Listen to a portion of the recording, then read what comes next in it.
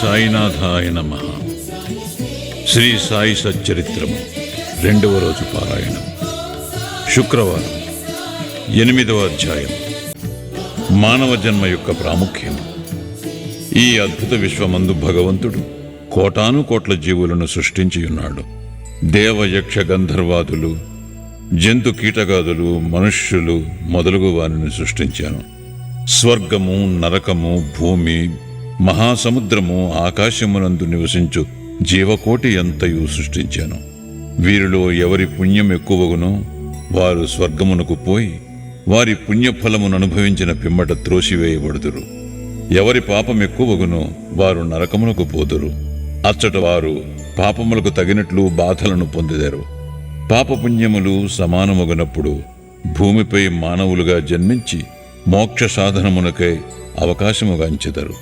వారి పాపపుణ్యములు నిష్క్రమించినప్పుడు వారికి మోక్షము కలుగును. ఏల మోక్షము గాని పుట్టుక గాని వారు వారు చేసుకున్న కర్మపై ఆధారపడి ఉండును.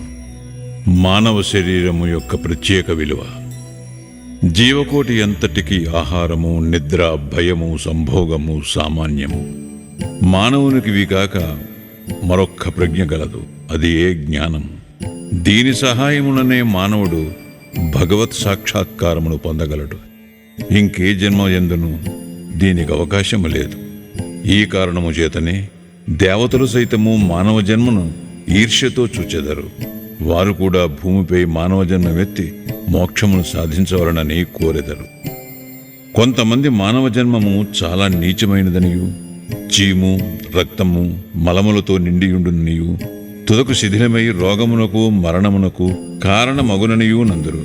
కొంతవరకు అది కూడా నిజమే. ఇన్ని లోపములున్నప్పటికీ మానవునకు జ్ఞానము సంపాదించు శక్తి కలదు. శరీరముండుట చేతనే మానవుడు తన దేహము యొక్క, జగత్తు యొక్క అనిత్యత్వమును గ్రహించి ఇంద్రియ సుఖముల పట్ల విరక్తి పొంది నిత్యానిత్య వివేకముతో కడకు భగవత్ సాక్షాత్కారమును పొందుచున్నాడు. శరీరము మలభూయిష్టమైనదని నిరాకరించినచో మోక్షమును సంపాదించే అవకాశము పోగొట్టుకునేదము. దేహమును ముద్దుగా పెంచి విషయ సుఖములకు మరిగినచో నరకమున పడదము. ఉచిత మార్గమేమన దేహమున శ్రద్ధ చేయకూడదు. దానిని లోలత్వముతో పోషింపనూ కూడదు. తగు జాగ్రత్త మాత్రమే తీసుకునవలెను. గుర్రపురవుతూ తన గమ్యస్థానము చేరు వరకు గుర్రమును ఎంత జాగ్రత్తతో చూచుకునో అంత జాగ్రత్త మాత్రమే తీసుకునవలను. ఈ శరీరమును మోక్ష సాధన లేక ఆత్మ సాక్షాత్కారము కొరకు వినియోగించవలను.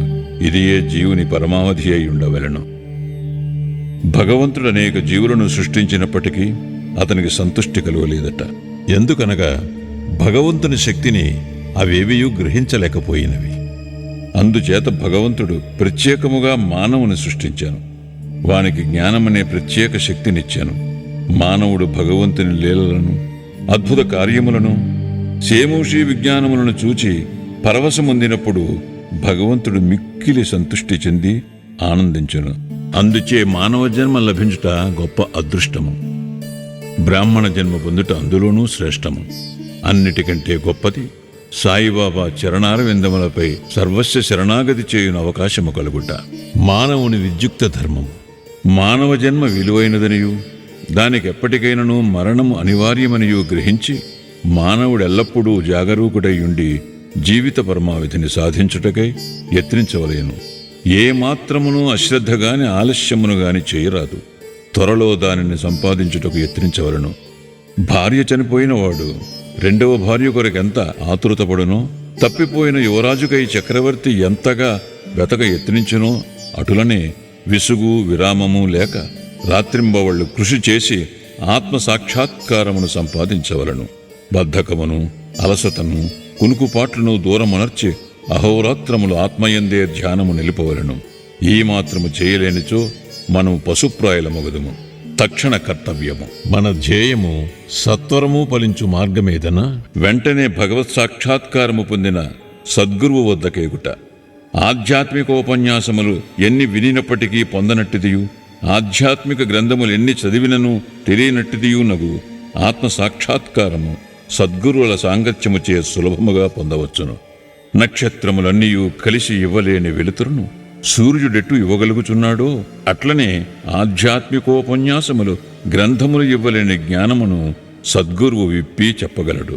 వారి చర్యలు సామాన్య సంభాషణలే మనకు మౌన ప్రబోధములు. శాంతి, క్షమ, వైరాగ్యము, దానము, ధర్మము, మనోదేహములను స్వాధీనమందుంచుకొనుట, అహంకారము లేకుండట మొదలగు శుభలక్షణములను వారి ఆచరణలో చూచి భక్తులు నేర్చుకొందురు. వారి పావన చరితములు భక్తుల మనములకు ప్రబోధము కలుగజేసి వారిని పారమార్థికముగా ఉద్ధరించును. సాయిబాబా అట్టి మహాపురుషుడు, సద్గురువు.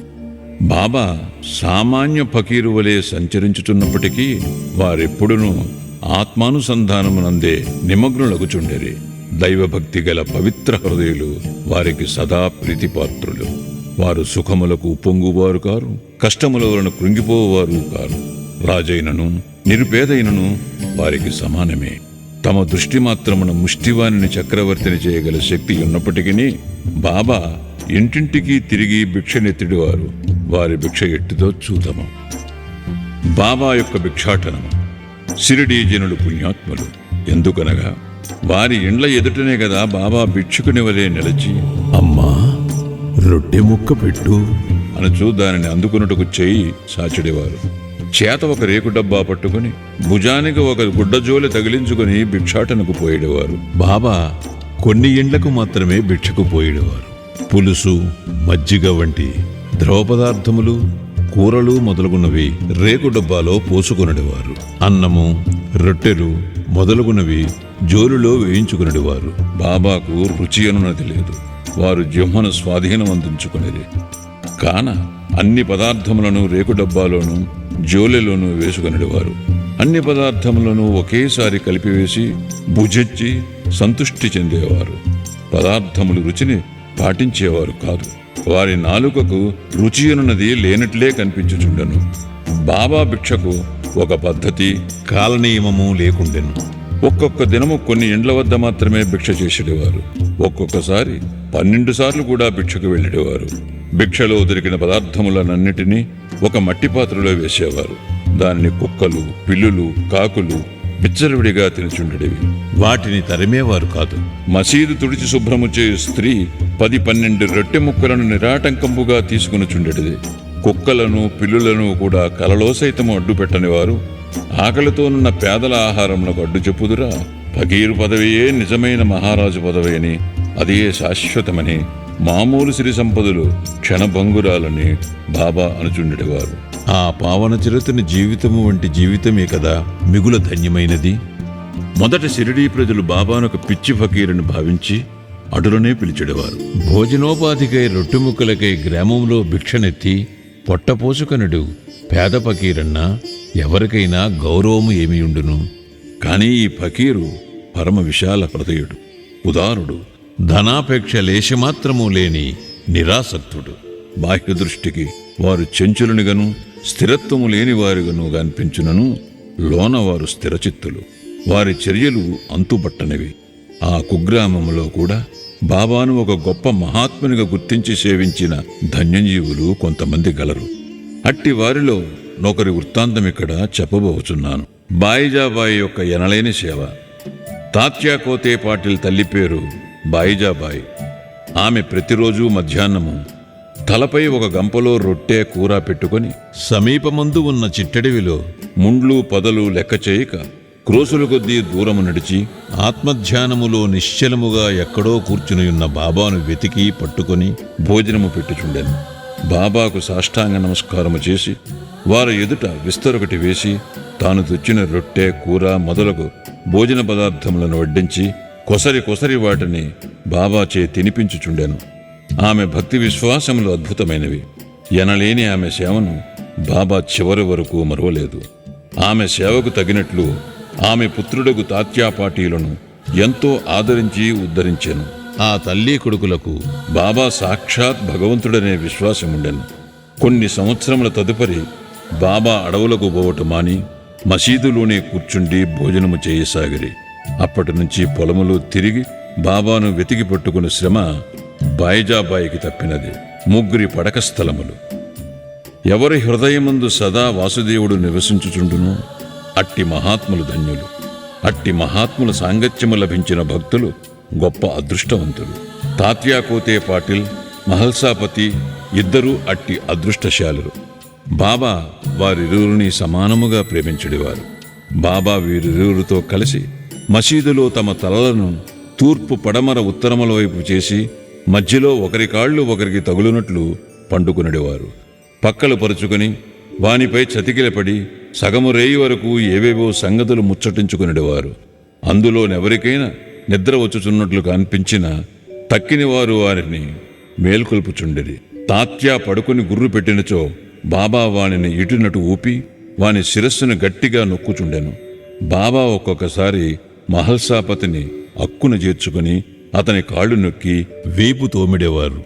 ఈ విధముగా 14 సంవత్సరములు తాత్యా తన తల్లిదండ్రులను విడిచి బాబాపై ప్రేమచే మసీదులోనే పండుకొనెను. అవి మరుపురాని మధుర దినములు. బాబా ప్రేమానురాగములు కొలువరానివి. వారి అనుగ్రహము ఇంతయని చెప్పుటకు అలవి కానిది. తండ్రి మరణించిన పిమ్మట తాత్యా గృహబాధ్యతను స్వీకరించి ఇంటిలోనే నిద్రించుటకు ప్రారంభించెను. రహతా నివాసి కుశాల్ చంద్. షిరిడీలో తాత్యా తండ్రిగారైన గణపతిరావు కోతే పాటీలను బాబా ఎంత ప్రేమాభిమానాలతో చూచెడివారో అంతటి ప్రేమాదరణలతో రహతా నివాసియగు చంద్రభాన్ సేట్ మార్వాడిని చూచుచుండెరి. ఆ సేట్ మరణించిన పిమ్మట అతని అన్న కొడుకుయగు కుశాల్ చంద్ను కూడా మిక్కిలి ప్రేమతో చూచుచూ అహర్నిశలు వారి యోగక్షేమం మరయుచుండెరి. ఒక్కొక్కప్పుడు టాంగాలోను, మరొకప్పుడు ఎద్దురుబండి మీదను బాబా తన సన్నిహిత భక్తులతో కలిసి రహతా పోవువారు. రహతా ప్రజలు భాజా భజంత్రీలతో ఎదురేగి బాబాను గ్రామ సరిహద్దు ద్వారము వద్ద దర్శించి సాష్టాంగ నమస్కారములు చేసేవారు. తర్వాత మహావైభవముగా బాబాను గ్రామములోనికి సాదరముగా తీసుకుని వెళ్ళేవారు. కుశాల్ చంద్ బాబాను తన ఇంటికి తీసుకుని పోయి తగిన ఆసనమందు కూర్చుండజేసి భోజనము పెట్టేవారు. ఇరువురును కొంతసేపు ప్రేమోల్లాసములతో ముచ్చటించుకునేవారు. తదుపరి బాబా వారిని ఆశీర్వదించి షిరిడీ చేరుచుండెడివారు. షిరిడీ గ్రామమునకు సమాన దూరములో ఒకవైపు దక్షిణమున రహత, మరోవైపు ఉత్తర దిశయందు నీమ్గాం ఉన్నవి. ఈ 2 గ్రామములు దాటి బాబా ఎన్నడూ ఎచ్చటికీ పోయి ఉండలేదు. వారెన్నడూ రైలు బండిలో ప్రయాణము చేసి ఎరుగరు. రైలు బండిని కనీసము చూచి కూడా ఉండలేదు. కాని సర్వజ్ఞుడైన బాబాకు బండ్ల రాకపోకలు ఖచ్చితముగా తెలియచుండెడివి. బాబా వద్ద సెలవు పుచ్చుకొని వారి ఆజ్ఞానుసారము ప్రయాణము చేయువారులకు ఏ కష్టములు ఉండేటివి కావు. బాబా ఆదేశములకు వ్యతిరేకముగా పోవారులు అనేక కష్టములు పాల్గొచుండెరి. అటువంటి కొన్ని సంఘటనలను మరికొన్ని ఇతర విషయములను రాబో అధ్యాయములో చెప్పెదను. 8వ అధ్యాయం సంపూర్ణం. సద్గురు శ్రీ సాయినాథార్పణమస్తు. శుభం భవతు.